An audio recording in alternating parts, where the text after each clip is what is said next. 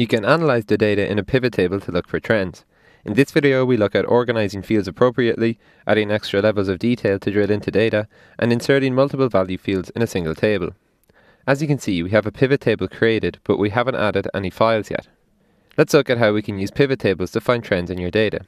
If we quickly switch to the table we'll be pulling data from, which is orders, we can see several different columns, each with their own values. Currently, the table is organized based on order reference, but we can use our pivot table to change the angle of analysis. For example, we could focus on item codes and cross-reference with cities. To do so, we should switch back to the pivot table, and from the field list, drag item code to the row area and delivery center to the column area. So find item code and drag it to rows, and do the same for delivery center, but drag it to columns. Next, we need to build out our data by populating the values. Let's drag order value to the values area. Let's take a second to inspect our new point of analysis. The rows display the order item, while the column displays the location. The order value is then being cross-referenced in the value cells, and the grand total is being calculated at the last column and row. This is how pivot tables allow you to find trends. Next, let's look at how we can drill further into and then analyze our data. For example, let's remove delivery center from the column area by clicking and dragging, and add date to the row area. Note how month grouping has been automatically applied. We can expand these by clicking the plus icon beside the month name. With this expanded, we can see each day an order was placed and what was ordered on a given day. We can also collapse specific levels of detail by right-clicking, hovering over expand/collapse, and selecting collapse.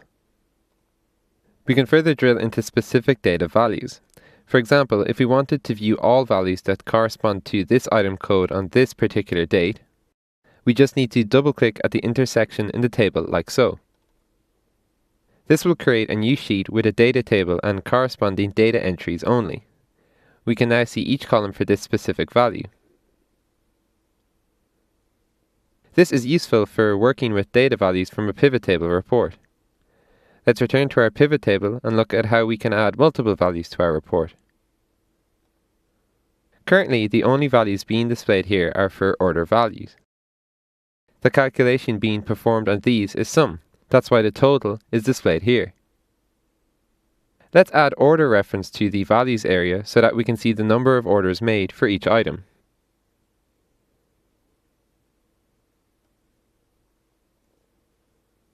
Note that the calculation being performed is count, so we now know that there were 31 orders placed in January.